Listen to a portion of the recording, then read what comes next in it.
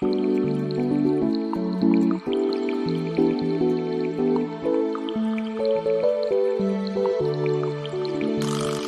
tu es enfant de Dieu et que tu es humble, ou bien que tu veux devenir humble,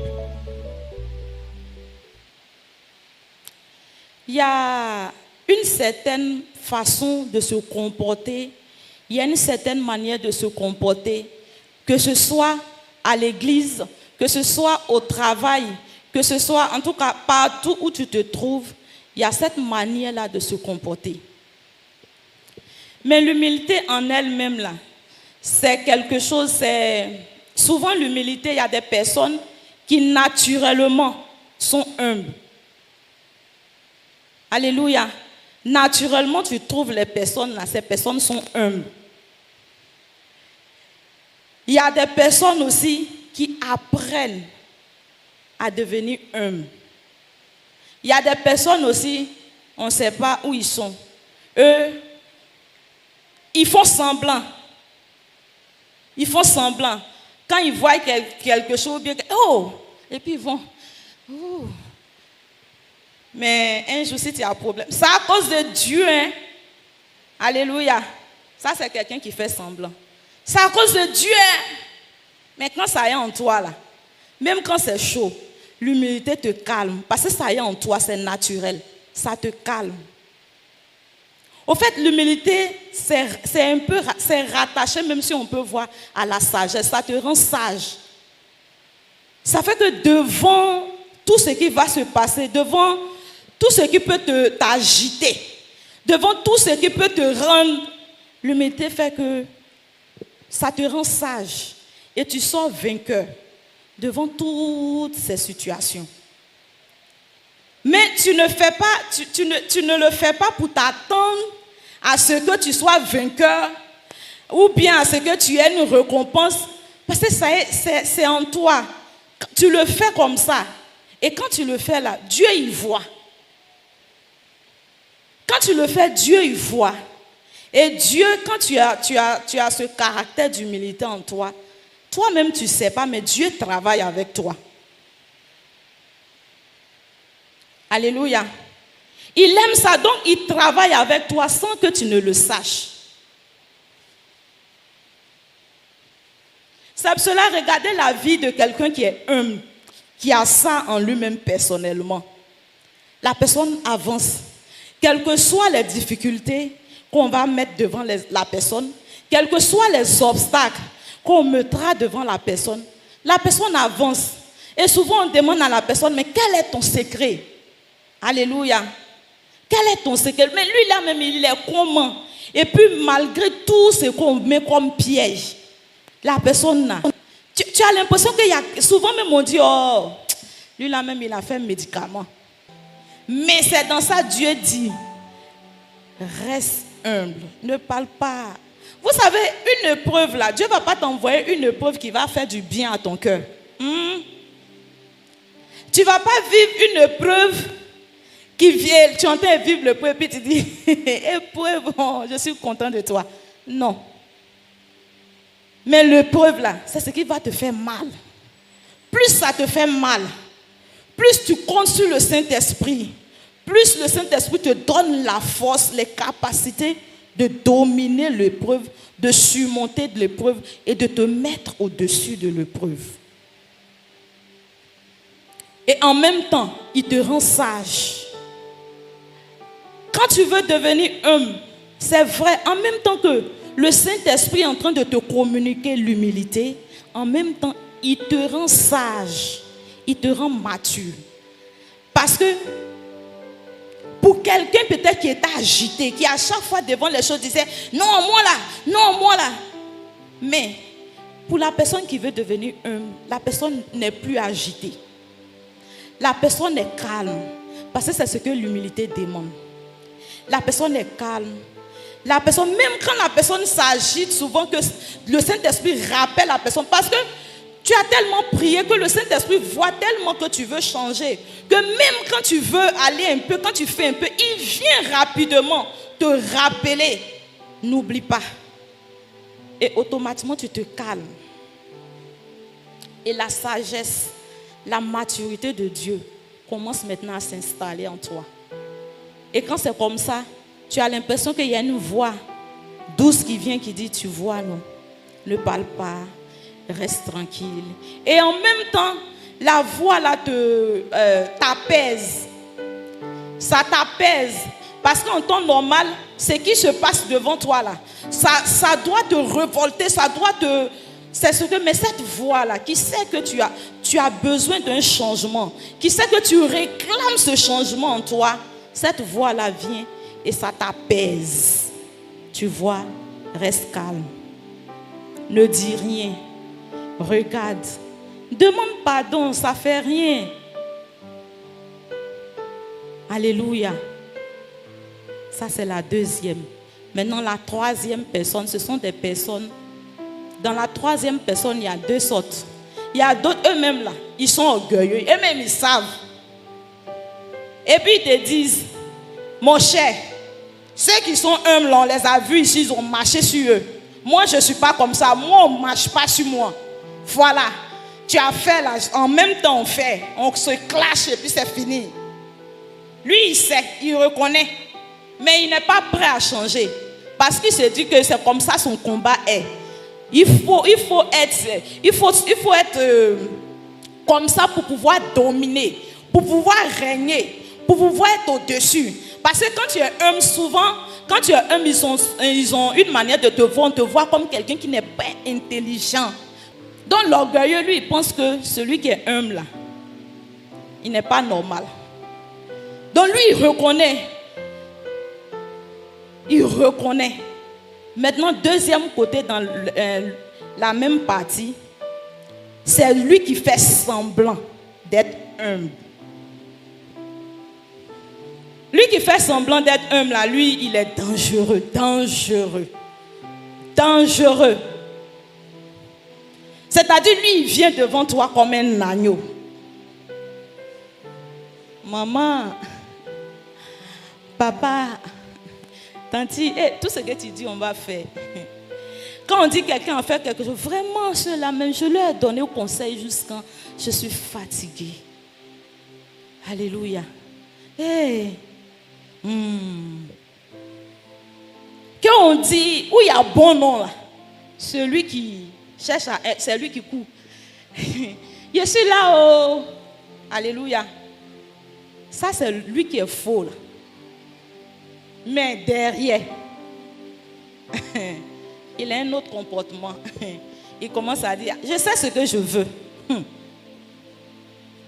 Le jour où il va voir ce que je veux là, vous allez connaître mon vrai visage. Et c'est comme ça, arrivé un moment, tu découvres des personnes sur un autre visage. Quelqu'un qui était bien, que tu trouvais humble, qui était effacé. Toi-même là, tu louais même ses qualités. Tu disais, et que la personne change. Aïe, tu es étonné. La personne change de visage carrément. Ce n'est plus la même personne. Même souvent, même quand tu t'approches, tu dis à la personne, mais on dit quoi? Pardon. Pardon. Il y a des choses dans la vie là. Et puis, ces personnes-là, souvent, ils t'enseignent. La Bible même, il t'enseigne. Dans la vie là, il y a des étapes. La première étape, c'est comme ça. Maintenant, si je suis arrivé dans une étape où je dois être comme ça, laissez-moi vivre ma vie. Alléluia. Ce n'est pas une histoire d'étape. C'est comme ça la personne était. Mais la personne a caché ça. Parce qu'elle voulait quelque chose. La personne avait un but. Alléluia. Donc regardez les formes d'humilité. C'est pour cela, bien-aimés, prions. Prions pour que Dieu ouvre notre esprit. Pour savoir avec qui on marche, avec qui on parle, avec qui on fait quoi que ce soit. Alléluia. On va prendre notre premier verset, Luc 18, le verset 9. Luc, chapitre 18, à partir du verset 9, ensemble lisons la parole de Dieu. Il dit encore cette parabole en vue de certaines personnes se persuadant qu'elles étaient justes et ne faisant aucun cas des autres. 2 hommes montèrent au temple pour prier. L'un était pharisien et l'autre publicain. Le pharisien, debout, priait ainsi en lui-même. « Ô Dieu, je te rends grâce de ce que je ne suis pas comme le reste des hommes, qui sont ravisseurs, injustes, adultères, ou même comme ce publicain. Je jeûne 2 fois la semaine, je donne la dîme de tous mes revenus. » Le publicain, se tenant à distance, n'osait même pas lever les yeux au ciel, mais il se frappait la poitrine en disant « Ô Dieu, sois apaisé envers moi qui suis un pécheur. » Je vous le dis, celui-ci descendit dans sa maison justifié plutôt que l'autre, car quiconque s'élève sera abaissé, et celui qui s'abaisse sera élevé. Est-ce qu'on peut acclamer Jésus?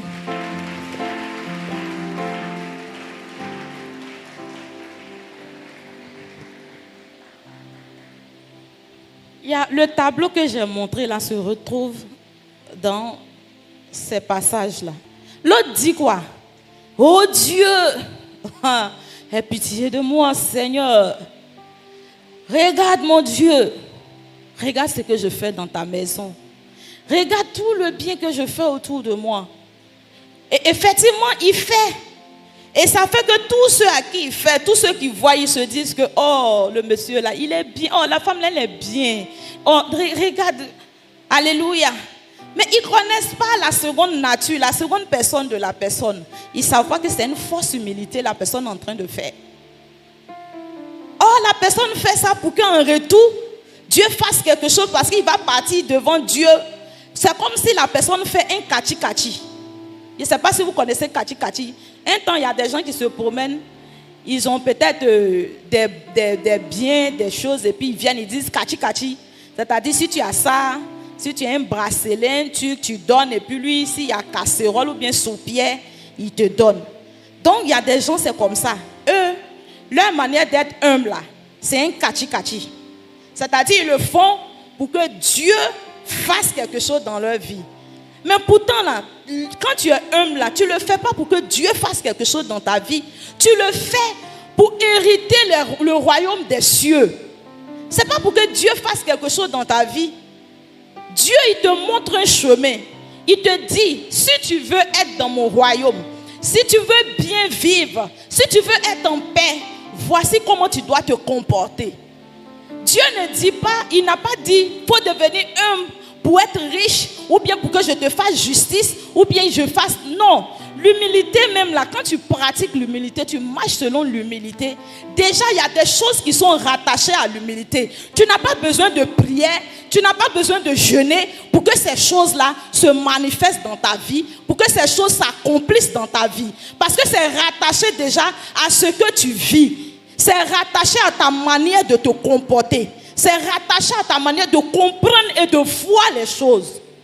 On n'a pas besoin de jeûner, on n'a pas besoin de prier. Mais quand c'est rattaché à ce que tu vis, à ce que tu pratiques, la chose même là se manifeste dans ta vie simplement.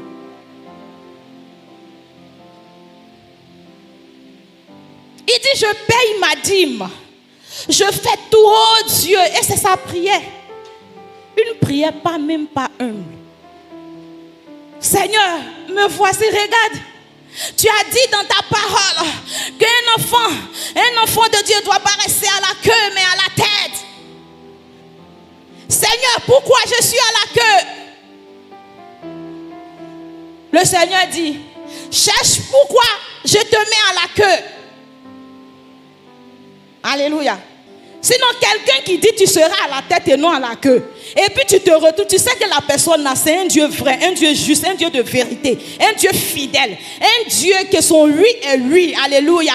Il te dit tu seras à la tête, mais toi tu es toujours à la queue. Tu ne cherches pas à savoir pourquoi tu es à la queue, mais tu viens te plaindre pour dire pourquoi il te laisse à la queue. Ce n'est pas lui qui te laisse à la queue, c'est toi-même Ta manière de vivre qui fait que tu es toujours à la queue. Comment tu vis? Tout le monde tu dois démontrer à tout le monde que toi tu es bien, toi tu aimes les gens. Non, moi j'aime partager. Et souvent même tu donnes peut-être habillé à quelqu'un quand la personne même et puis devant les gens. J'ai habillé de donner les jolis autour de toi. Tout le monde va savoir que c'est toi qui as donné. Tu as fait quoi? Or, ton objectif quand tu donnais à Bill, c'était ça. Parce que tu veux démontrer aux gens que tu es humble. Tu partages. Alléluia. Quand tu fais quelque chose à l'église, on doit savoir que c'est toi qui as fait. Alléluia. Gloire à Dieu. C'est cela souvent, il y a des offrandes ou bien il y a des choses, quand tu veux le faire, va dans la présence de Dieu discrètement et puis fais-le. Ce n'est pas tout on fait devant tout le monde. Ce n'est pas tout. Parce que tu le fais pour Dieu. Tu ne le fais pas pour démontrer aux gens qui sont là que c'est toi qui l'as fait. Tu fais du bien, mais ton bien là, tu fais ça comment? Tu marches comment avec les gens? Comment tu vois les gens? Comment tu es? Ta nature, tu es comment? Mais le deuxième tableau, il est venu et puis il se tape. La Bible dit il n'ose même pas lever les yeux pour regarder le Seigneur. Parce qu'il ne se trouve même pas digne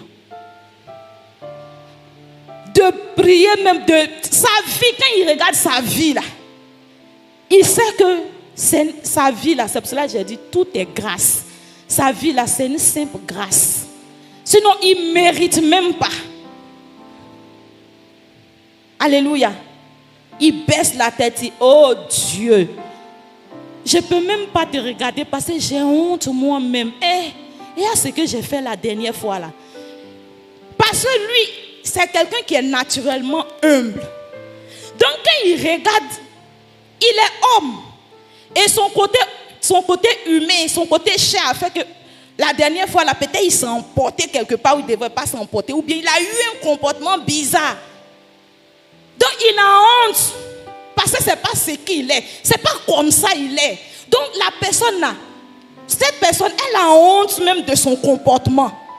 Et elle a honte même d'aller devant Dieu pour demander quelque chose à Dieu. Parce qu'elle sait que ce qu'elle a manifesté là, c'est contre ce que Dieu demande. Et elle sait que ce qu'elle a manifesté peut bloquer quelque part sa prière devant Dieu. Donc elle va et elle se tape. Seigneur, j'ai mal agi, je reconnais. Regarde comment j'ai parlé à la soeur là. Regarde comment j'ai parlé au frère. Regarde le comportement que j'ai eu avant-hier. Seigneur, j'ai honte. Oh. Mais Seigneur, pardon, il faut avoir pitié de moi. Seigneur, tu sais que ce n'est pas comme ça je suis. C'est la chair qui a pris le dessus. Aie pitié de moi. Ne regarde pas à cela. Il va avec humilité. Parce que ça est dans sa nature. C'est comme ça la personne est.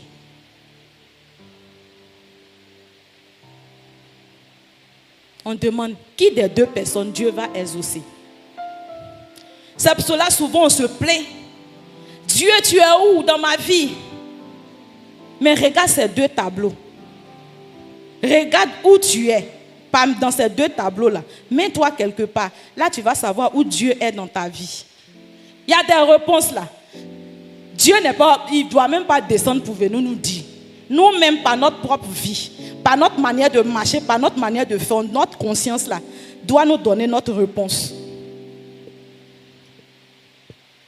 Alléluia. Dans la vie, dans nos maisons. Alléluia. Dans nos foyers. Même avec nos enfants. Souvent, on utilise notre côté autorité. On se comporte mal. Souvent, même, on offense les enfants. Excusez-moi. Mais il faut qu'on dise. Il y a des enfants là. Surtout quand l'enfant atteint un certain âge, il y a des enfants là. Quand ils font quelque chose, ils n'aiment pas que tu les humilies devant les gens. Hé! Biou! Toi, la petite fille là, je t'ai dit. Ce sont les petites filles. Ce sont les filles qui commencent à grandir. Nous-mêmes, on sait comment.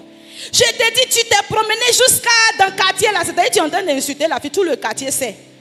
Hein? C'est Jonas. Toujours tu es derrière Jonas. Tu cours derrière, tout le monde sait que you poursuit Jonas. À cause de toi-même. Et tu penses que Biou va arrêter de pousser Jonas. C'est comme tu l'as défié. Donc maintenant, là, elle vient dire, c'est pas ce que tu as dit qui a me calmé. D'ailleurs, même tout le monde sait que je poursuis Jonas. Je continue de le poursuivre. Jonas, attends-moi. Clicata, clicata, clicata, clicata.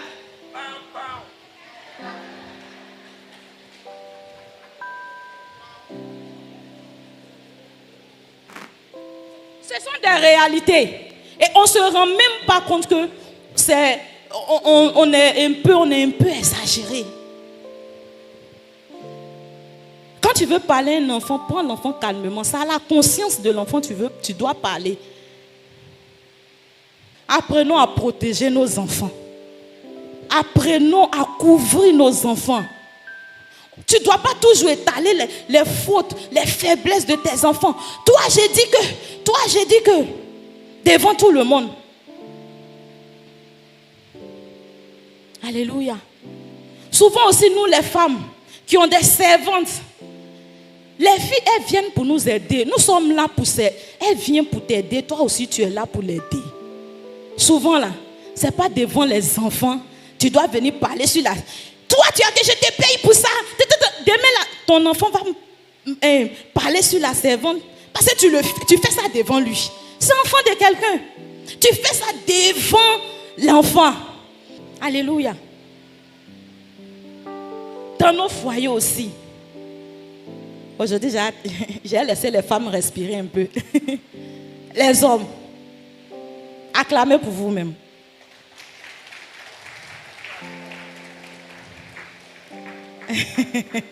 Ils ne savent pas ce qu'il a dit, donc ils acclament d'une manière là. Alléluia. Nous les femmes, on est ce qu'on est. Alléluia. On est ce qu'on est. Vous-même là, vous savez. Tu connais ta femme. Tu sais qu'elle parle comme ça, mais il n'y a rien à la fin là. C'est toi qui es le chef. On monte, on descend. Ça même là, il n'y a rien. Mais souvent là, elle parle comme ça parce qu'elle sait que tu es le chef. Donc, elle veut un peu de pouvoir quand même. Quand elle parle comme ça, souvent c'est devant Dieu, mais elle se plaint en parlant dans son cœur. Voilà Dieu, tu as dit il est le chef là, voilà ça maintenant. Voilà, on ne peut plus parler. Hein? Quand on veut parler un peu de nos maris là, la Bible dit une femme doit être soumise. Arrête de parler, madame. Ne crie pas, madame. Tu connais ta femme, tu sais que quand elle parle là, quand elle commence doucement, ça prend. Elle-même, elle se rend même pas compte qu'elle est en train de mettre volume. Elle commence doucement et dans son cœur, elle a dit, je vais parler doucement. Donc, tu sais, mon mari, il y a des choses qu'on fait comme ça. Mais je ne comprends pas cette partie-là. Quand il dit, madame, arrête de crier. Je ne crie pas. En réalité, là, elle ne crie pas parce qu'elle ne sait pas qu'elle est en train de crier. Elle est en train de parler. Alléluia. Souvent, même vous savez que ce que madame dit là, c'est la vérité. Nous, les femmes, nous sommes victimes de notre non-maîtrise de soi. Nous sommes victimes de ça. Parce qu'on n'arrive pas à se maîtriser, ce qui fait qu'on garde toujours notre raison. Sinon, vous, les hommes, vous reconnaissez quand même qu'il y a beaucoup de vérité dans ce que la femme dit. Alléluia. Souvent là, hein, blaguez-nous, faites semblant. L'humilité, madame, j'ai compris. Souvent même là, demandez pardon à sa femme même là. C'est pas, souvent l'homme pense que c'est là. Je la connais. Puisque tu connais ta femme, tu sais que c'est quelqu'un. Elle est assise là, même intérieure. Quand il passe, si elle a demandé pardon à celle-là, il n'y a pas m'en sorti. C'est genre comme si elle va voir que je me suis rabaissée jusqu'à non. Mais toi-même là, tu souffres en toi-même. Parce que ta conscience, la conscience là, ça te parle, dit entre nous, la femme là, elle a raison. Pardon aujourd'hui là. Demande pardon simplement, ça a fini. Souvent, eux-mêmes discutent avec Dieu. Je vous dis ça, les femmes. Hé, Seigneur, toi-même, tu la connais. Si ça, là, c'est ta fille, là. Si elle m'a dit, madame, je te demande pas. Nous, les femmes aussi. S'il va, il dit, ma chérie, tu as raison, il te demande pardon. Ah, moi, j'étais Dieu. Oh non, bouche là, non, bouche, c'est ça. Monsieur Adobe dit, souvent là, fais attention, sinon on tape dessus. C'est notre bouche qui va nous tuer. Il est venu, il a fait son effort. Il a laissé tomber son autorité. Il a déposé ça à côté. Il vient en tant qu'un mari, un enfant de Dieu, pour venir te dire, madame, pardon. Toi, tu dis, hé, tu veux forcément, il t'a dit, mais tu veux expliquer. Alléluia. Vous savez, j'explique ça bien parce que quand tu vis quelque chose, tu expliques bien avant que Dieu te délivre. Alléluia. Non, moi je dis toujours, il ne faut pas venir à la chair pour expliquer quelque chose comme si tu es parfait. Si c'est bien expliqué, c'est parce que toi-même tu étais comme ça, Dieu t'a délivré. Je ne vais pas venir blaguer quelqu'un. Quand ça arrive là, quand il fait son effort, il dépose son autorité là. Toi aussi, deviens humble. Quand il demande pardon, toi aussi, c'est en ce moment, mais au fait, c'est en ce moment que tu dois faire bébé gâté là. Il a compris. Lui-même maintenant, c'est lui qui a dit, viens te coucher. Tu te lèves comme un enfant. Alléluia. D'habitude là, c'est toi-même qui viens et puis tu t'entends comme on dit, viens te coucher madame, laisse tomber. Ça doit te faire doudou.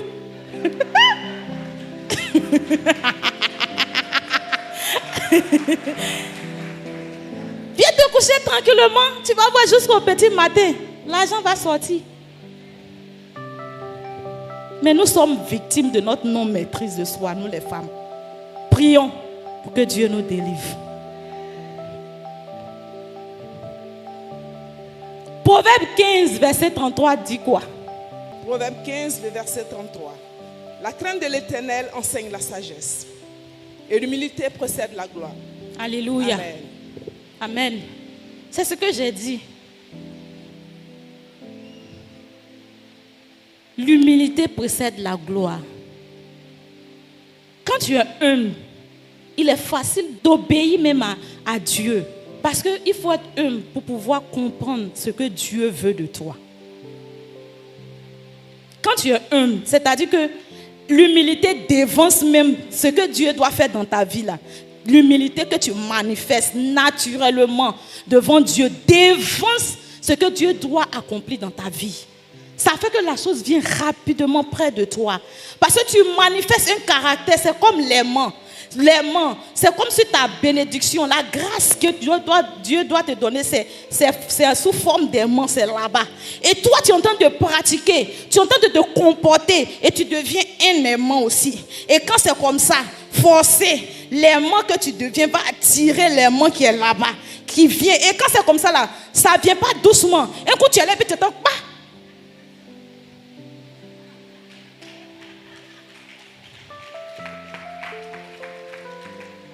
Ça ne vient pas doucement, tu es là et puis tu entends. Ah!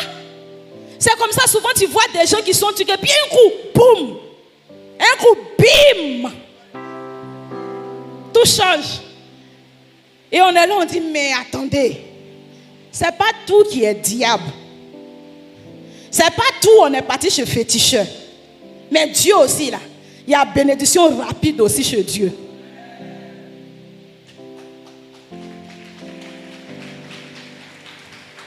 Pourquoi on pense que c'est l'autre côté seulement, il y a bénédiction rapide?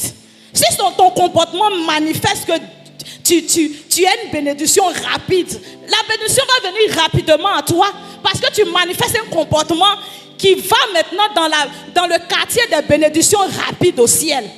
Donc la bénédiction va venir rapidement à toi. On veut forcément, toujours on est là, ça là c'est pas clair. Ça là, Dieu là. Quand Dieu veut travailler, il travaille doucement. Mais est-ce que vous savez depuis combien de temps Dieu a travaillé avec la personne? Toi, tu as connu la personne, ça fait 1 an, 2 ans, ou bien 6 mois. Mais la personne peut-être la personne a 50 ans ou bien 30 ans. Toi, tu l'as connu, peut-être quand il a 49 ans, ou bien, et peut-être à 50 ans, pim, tout change dans sa vie. Toi, attends, lui là, il est venu avant-hier, il a eu 1 an, il a eu 2 ans. depuis 1 an, là, il manifeste ce caractère. Depuis 2 ans, depuis 10 ans, 15 ans, il manifeste ce comportement. Et jusqu'à ce que tu le voies là, c'était déjà cuit. Donc dès que tu l'as vu dans sa souffrance là, la chose est venue un coup, boum, boum, boum. Depuis 1 an, tout ce qui était là, boum, boum, boum, boum, c'est venu un coup. C'est pas diable, mais c'est Dieu qui est dans son affaire. Nous lisons Psaume 38, le verset 5. Car mes inquiétudes s'élèvent au-dessus de ma tête. Car Mes inquiétudes se lève au-dessus de la tête. Alléluia. La Bible dit que celui qui est humble, alléluia, Dieu voit celui qui est humble. Quand tu es humble là, Dieu il te voit.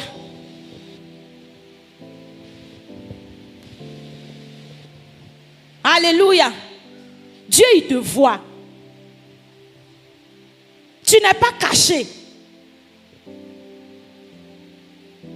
Tu n'es même pas caché. L'humilité te fait que tu vois Dieu. Nous lisons Psaume 138, le verset 6. L'Éternel est élevé. Voilà, c'est ça. Il voit les humbles Ok. et il reconnaît de loin les orgueilleux. Alléluia. Voici mon passage. On peut acclamer le Seigneur. Parole du Seigneur. Devenons humbles. Apprenons, si tu es humble de nature, prie le Seigneur pour que cette humilité-là t'habite toujours. Ne te quitte pas. Si tu veux devenir humble, prie le Seigneur, demande à l'Esprit de Dieu de t'aider à devenir humble, à pratiquer l'humilité. Alléluia. Parce que à l'humilité est rattaché beaucoup de grâce, beaucoup de faveur, beaucoup de bonnes choses. Reconnais que tu es orgueilleux. Est-ce que les gens ne se plaignent pas de ton comportement?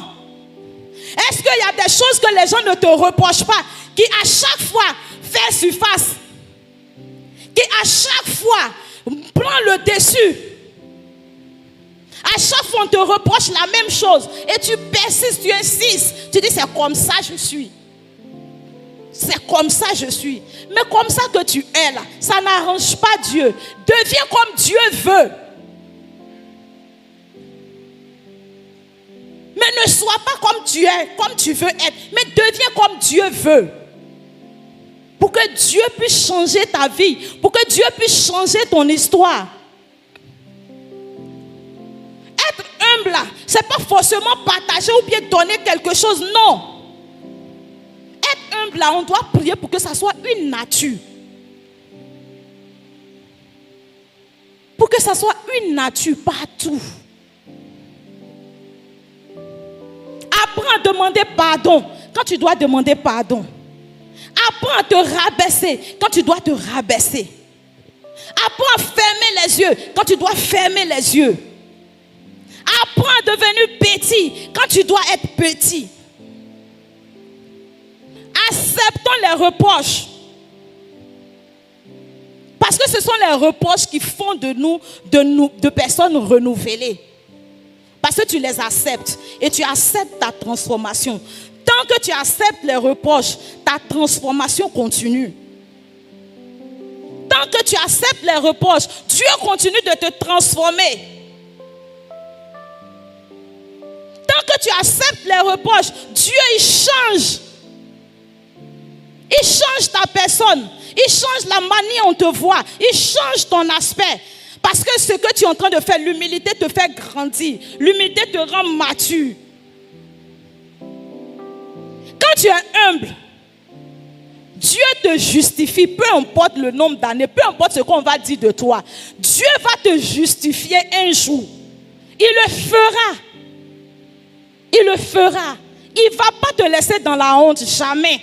Ce n'est pas Dieu. Il atteint un bon moment, alléluia. Souvent quand Dieu veut relever ton visage, il atteint un bon moment. Il faut que tout le monde soit là, prêt. Parce qu'on doit voir. Dieu veut qu'on voie ce qu'il est dans ta vie. Il veut qu'on voie ce qu'il représente. Donc, il est en train de préparer le décor pour démontrer aux gens ce que l'humilité a fait de toi. Ce que tu es devenu. On va prendre notre dernier passage, Philippiens 2. Philippiens chapitre 2, nous allons lire la Bible à partir du verset 5. Lisons la parole de Dieu. Ayez en vous les sentiments qui étaient en Jésus-Christ, lequel, existant en forme de Dieu, n'a point regardé comme une proie à arracher d'être égal avec Dieu, mais s'est dépouillé lui-même en prenant la forme de serviteur, en devenant semblable aux hommes et ayant paru comme un simple homme, il s'est humilié lui-même, se rendant obéissant jusqu'à la mort, même jusqu'à la mort à la croix.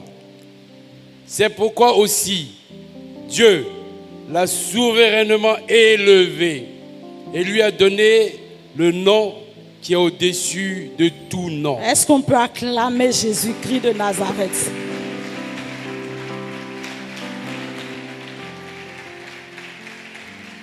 Alléluia. Il dit, ayons en nous les sentiments. Alléluia. Dis quoi? Aujourd'hui, on est là à cause de qui? On est là à cause de Dieu, à cause de Jésus. On veut ressembler, on veut que Dieu nous accepte. Ton papa ne peut pas s'appeler Kouaï et puis on t'appelait Kouadjo. Quand tu viens là, on dit Kouaï, Akissi, Joséphine. On ne va pas te dire Kouadjo, Akissi, Joséphine. C'est que tu ne sais pas ton papa. Alléluia. Quand on te voit, c'est l'enfant du vieux Kouaï. On sait que c'est. Donc il dit, ayez en vous les sentiments. Sentiments de Dieu, c'est quoi? Jésus est venu, il s'est rendu lui-même là. Il s'est fait homme.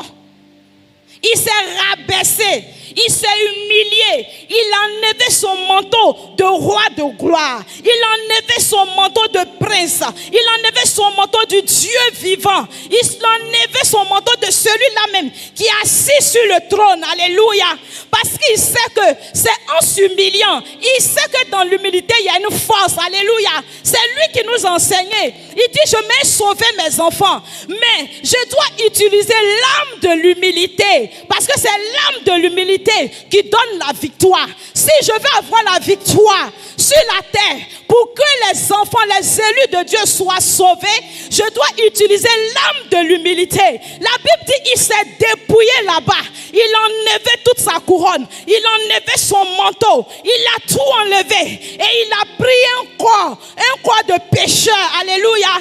L'autre a dit, je suis un pécheur, Seigneur. Je suis un pécheur. Aie pitié de moi.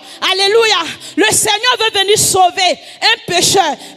Souvent on dit un langage qui dit, quand tu veux attraper un voleur, il faut faire comme un voleur. Tu ne peux pas venir comme un policier devant un voleur et puis dire, hey, je suis venu t'attraper. Aïe. Même dans l'armée, quand les gens veulent qu'on regarde les films, on dit qu'il y a des trafiquants de drogue quelque part. Quand la mafia ou bien le FBI veut partir attraper les trafiquants, eux-mêmes ils se mettent dans la peau de ces trafiquants. Ils enlèvent leur autorité de policier, tout, de détecteur, tout. Ils se mettent dans la peau des trafiquants. Souvent même, il y a d'autres même qui vont jusqu'à prendre drogue là même. Ils sont obligés, parce qu'ils sont venus pour attraper quelqu'un. Jésus était obligé de se mettre dans la chair, parce que s'il vient comme un roi, s'il vient comme un prince, nous on sera faux, parce qu'on s'est dit le prince est venu, donc on va cacher nos faiblesses, on va tout cacher, on va chercher à plaire à Dieu. Mais il est venu comme un pécheur, il s'est humilié. On dit il s'est humilié jusqu'à la mort à la croix. Il n'a jamais dit que, oh, calmez-vous, je suis le Dieu. Calmez-vous, je suis le Fils de Dieu. Non, mais il est venu, il a été humble. Pendant qu'on le crucifiait, pendant qu'on l'humiliait, il a attrapé son cœur. Il dit, mon cœur, calme-toi. Calme-toi. Ne demande à personne que je suis le Fils de Dieu. Alléluia. Quand tu es enfant de Dieu, tu n'as pas besoin de démontrer à quelqu'un que tu es enfant de Dieu. Mais tes œuvres même démontrent que tu es enfant de Dieu. Alléluia.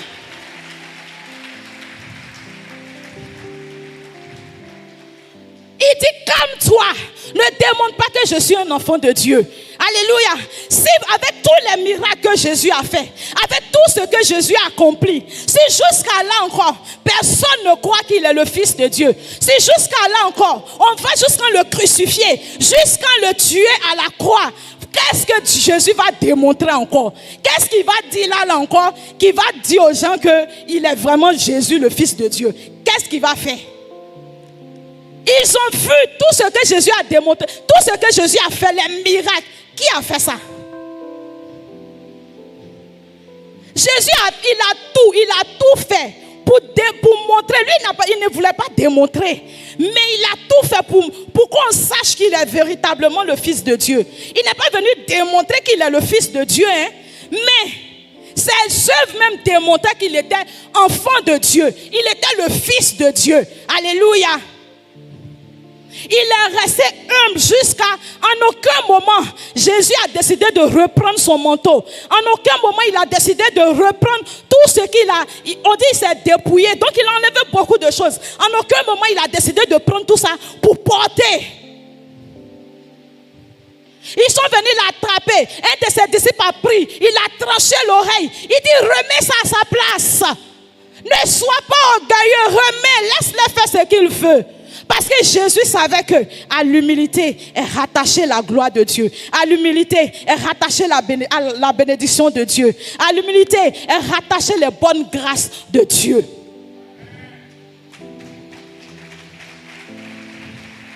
Il dit laisse, place l'oreille. Parce que ce que tu es en train de faire, voici ce qui est rattaché à ça. Si tu as tué avec épée, c'est avec épée on te tue. Mesure que tu prends pour mesurer les gens là, c'est même chose pour te mesurer. Laisse-le faire. La Bible dit c'est pourquoi Dieu l'a souverainement élevé. Dieu l'a élevé pourquoi? Lis encore. Dieu l'a élevé parce qu'il s'est dépouillé. Il a laissé son titre d'autorité, son titre de prince.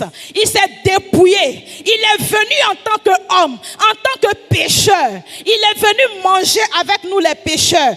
Il ne nous a pas jugés. Il est venu marcher avec nous les pécheurs. Il ne nous a point condamnés. Il est venu comme nous. Il nous a regardés avec pitié. Il est venu pour voir comment on souffrait, pour voir comment quelqu'un souffre. Va dans la vie de la personne. Vis chaque jour au quotidien avec la personne. Il faut voir les besoins de la personne. Jésus en réalité est venu pour voir nos besoins. Et pour voir nos besoins, il était obligé de, parce qu'il doit aller rendre compte à Dieu. Il doit aller dire à Dieu, quand je suis parti, voici ce dont les hommes ont besoin, papa. Je suis rentré parmi les hommes, j'ai mangé, j'ai soupé avec eux. Mais voici ce dont ils avaient besoin. C'était la mission de Jésus. C'est pourquoi à la fin, Dieu l'a souverainement élevé et il lui a donné le nom qui est au-dessus de tout nom.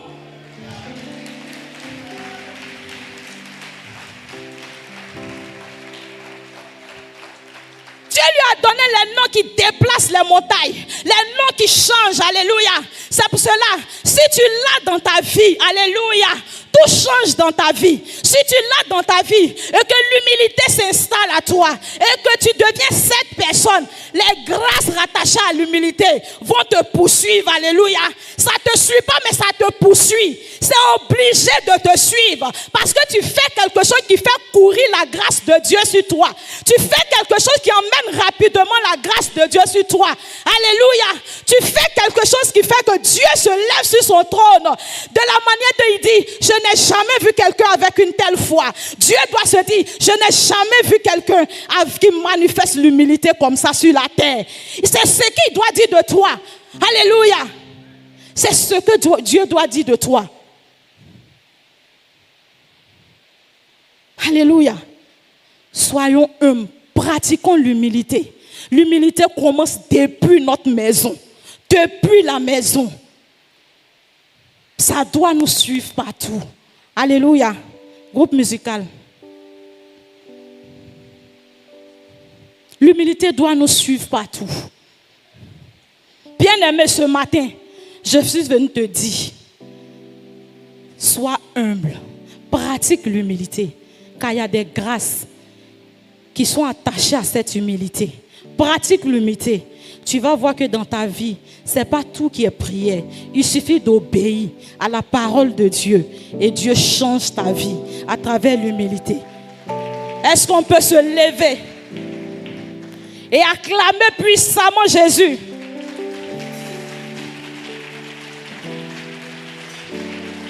Acclame puissamment le Seigneur.